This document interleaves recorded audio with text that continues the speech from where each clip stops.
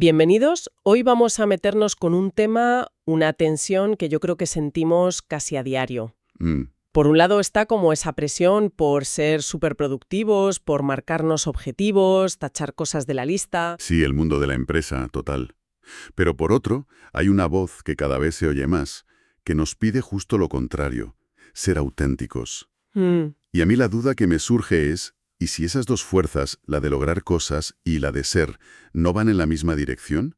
Es una pregunta buenísima. ¿Y si las herramientas que usamos para el éxito nos están en realidad alejando de quienes somos? Pues es la gran paradoja de nuestro tiempo, sin duda. Y para explorarla, hoy tenemos unas fuentes que nos van a llevar por un viaje fascinante. Empezamos en un terreno que parece muy conocido, el de la gestión, con un gigante como Peter Drucker. Vale, pero luego vamos a saltar a la sabiduría de León Tolstoy, que es casi marcial. Y para coserlo todo nos vamos a apoyar en un ensayo muy potente, La paciencia del guerrero, que se mete de lleno en qué significa ser uno mismo. Perfecto. Pues la misión entonces es esa, ver si podemos tender un puente entre esos dos mundos. Entender dónde choca eso de ponerse objetivos con ser auténtica y, con suerte, encontrar cómo hacer que funcionen juntos. Vamos a ello. Vale. Para empezar a desenredar esto, quizá lo mejor es empezar por lo que conocemos más, ¿no? El mundo de la empresa.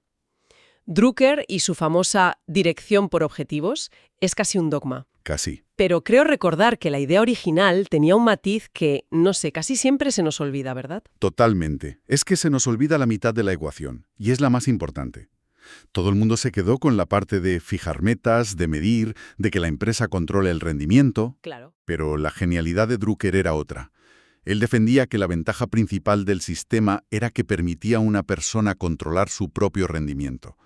Lo llamó autogestión o autocontrol. Autocontrol. De hecho, tiene una cita sobre esto que es demoledora.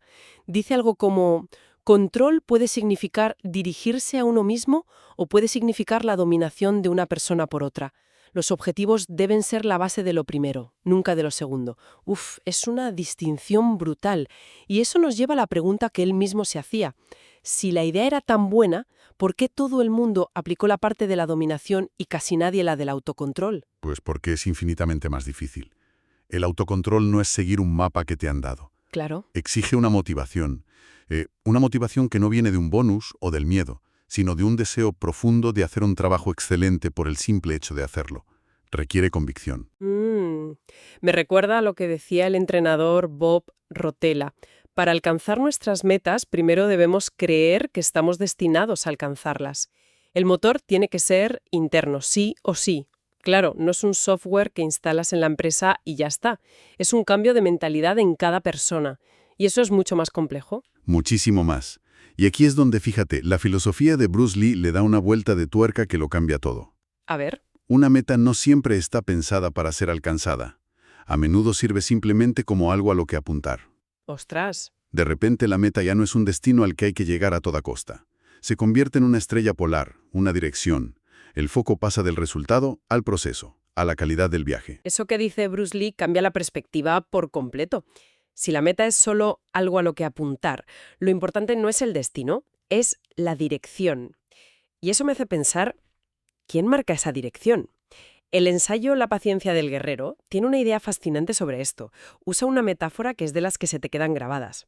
La del kitesurfista. Esa misma. El autor, Steven Pressfield, nos pide que imaginemos a alguien en una tabla, arrastrado por una cometa gigante.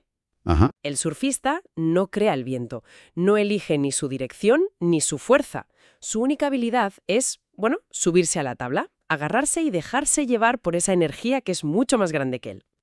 Pues bien, esa cometa, ese viento, es lo que Pressfield llama el inconsciente, la musa, o lo que Jung llamaba el sí mismo. Es esa fuerza auténtica que, según él, todos llevamos dentro. Y es una imagen que choca frontalmente con la idea que solemos tener del inconsciente. No es un sótano oscuro lleno de traumas. No. El texto lo presenta como una fuerza activa, despierta, que sabe perfectamente a dónde va. El error es de nuestro ego, de nuestra mente consciente, que se cree el capitán del barco y que tiene que controlarlo todo. Claro. La verdadera pregunta que plantea el ensayo no es si esa fuerza existe, sino si tenemos el valor de subirnos a la tabla y confiar. Entiendo. La opción es subirse a la tabla y confiar. Pero da un poco de vértigo, ¿no? Porque creo que la mayoría hacemos justo lo contrario. Sí, desde luego. El ensayo habla de un barco pesado y blindado, y esa imagen me parece brutalmente honesta. Todos tenemos uno. Construimos esta coraza de roles, de personalidades, para protegernos del viento, para encajar, para que no nos juzguen. Un blindaje que nos da una falsa seguridad, pero que al final nos deja anclados, incapaces de ir hacia donde nos llama esa cometa. Totalmente. Y el texto es muy agudo al señalar cómo los roles de género han sido un corsé especialmente rígido.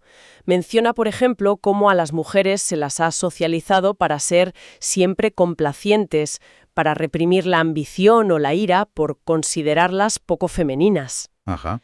Pero lo interesante es que luego pone ejemplos de mujeres que se convirtieron en íconos justo por atreverse a mostrarse enteras. Habla de Marlene Dietrich o Josephine Baker y su energía masculina, Claro. de Coco Chanel liberando el cuerpo de la mujer, de Eleanor Roosevelt o de Jacqueline Kennedy, que no tenía reparo en mostrar su lado más afilado y poderoso. Lo que las hacía magnéticas no era que encajaran en el molde, sino que lo rompían. Y esto conecta con algo muy profundo que, fíjate, se esconde en la propia palabra enfermedad. Ah, sí. En inglés es disease. Si la descompones es dis-ease, o sea, la falta de calma, no estar a gusto. Vivir interpretando un papel que no es el nuestro, en contra de esa fuerza interna, genera ese dis-ease, una tensión constante. Es increíble que la respuesta estuviera en la propia palabra, no estar a gusto. Es tan simple y a la vez tan profundo. Es como tener un motor interno que siempre va forzado en contra de su diseño. Exacto. Y esa turbulencia interna se filtra a todo. Hay una cita del educador Haim Ginott que dice, nuestra actitud personal crea el clima. Si por dentro estamos fragmentados, en guerra, pues ese es el clima que generamos fuera. Claro. Por eso es tan importante el concepto de la sombra, del que habla Robert Greene. Las sombras son esas partes que no nos gustan, que escondemos. Greene dice que traerlas a la luz, integrarlas, es una especie de exorcismo. Dejan de operar en secreto, de sabotearnos. Es un poco como esa idea de que un amigo de verdad no es el que solo te dice lo maravillosa que eres, sino el que conoce tus defectos y aún así está ahí. Has dado en el clavo. De hecho, el poeta Philip Soupalt lo dijo perfecto. El amor es ciego, pero la amistad es clarividente. La verdadera amistad ve nuestra totalidad, luces y sombras, y la abraza. Pues esa es la relación que necesitamos tener con nosotros mismos, aceptar esa totalidad. Suenan como el objetivo final, pero el camino está ahí, parece una batalla. Y eso me recuerda a la frase de Tolstói. Los dos guerreros más poderosos son la paciencia y el tiempo. Me fascina que los llame guerreros. Sí, es muy potente. Sugiere que es una lucha, pero que las armas no son las que esperamos.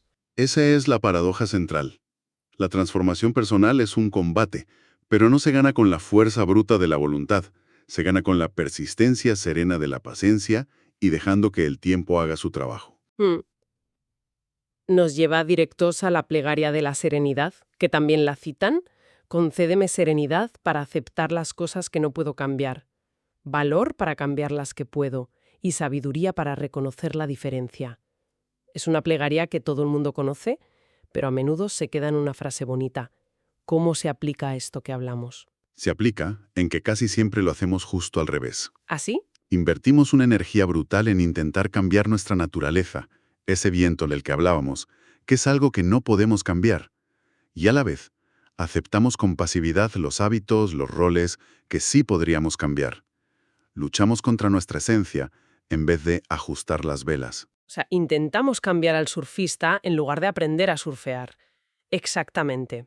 Hay un consejo de Confucio que va en la misma línea. Cuando sea obvio que las metas no se pueden alcanzar, no ajustes las metas, ajusta los pasos de la acción. Claro. Si la meta es la autenticidad, ser ese kitesurfista, pues quizá los pasos de forzar y controlar no son los correctos. Quizá los pasos son los guerreros de Tolstói, paciencia y tiempo. Entonces, si juntamos todas las piezas, el proceso no es tanto construir un yo mejor a base de objetivos, sino más bien deconstruir el yo falso que hemos montado. Hay una cita del poeta Rumi que lo dice de una forma que me parece preciosa. Sé como la nieve que se derrite. Lávate de ti mismo. Lávate de ti mismo. Es una imagen potentísima, porque implica que la pureza ya está debajo. Claro, no es autodestrucción, es un descubrimiento quitando cosas. Es la famosa idea que se le atribuye a Miguel Ángel sobre la escultura. Él no creaba el David, solo quitaba el mármol que sobraba para liberar la figura que ya estaba dentro. Esa es la idea fundamental. El yo auténtico, esa cometa, ya está ahí tirando de nosotros. Nuestro trabajo no es inventarlo, es eliminar las capas de mármol que lo ocultan. Las personas que hemos fingido ser, los roles, las máscaras que nos hemos puesto. Un trabajo de arqueología personal, vaya. Totalmente. Y para empezar, para atreverse a coger el cincel, hace falta un primer paso que el actor Will Smith describió a la perfección. ¿Cuál es ese primer paso? El primer paso, antes de que nadie más en el mundo lo crea, es que tú lo creas. Tienes que creer que debajo de todo ese mármol hay algo que merece la pena descubrir. Creer en la totalidad de lo que eres, luz y sombra, para poder empezar. Creer que esa cometa sabe a dónde va. Aunque tú desde la tabla no tengas ni idea del destino final. Es un acto de fe radical en una misma. Si recapitulamos el viaje de hoy, es asombroso. Hemos partido de la gestión por objetivos de Drucker, un concepto del mundo exterior, del logro, y hemos acabado en un lugar completamente distinto, en un proceso de autodescubrimiento casi místico. ¿Sí? La conclusión parece clara. El objetivo final no es solo lograr cosas, sino llegar a ser quien realmente somos.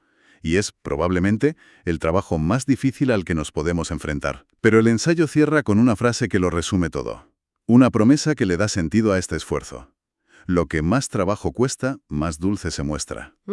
El esfuerzo de quitarse de encima el yo construido para revelar el auténtico es quizá el que ofrece la recompensa más dulce de todas. Para terminar, y con todo esto que hemos explorado, me gustaría dejar una pregunta en el aire. Los textos sugieren que la autenticidad se descubre restando, no sumando. Si hubiera que eliminar una sola expectativa, un solo rol que se siente que no nos pertenece, para estar más en sintonía con ese yo auténtico, ¿cuál sería y por qué?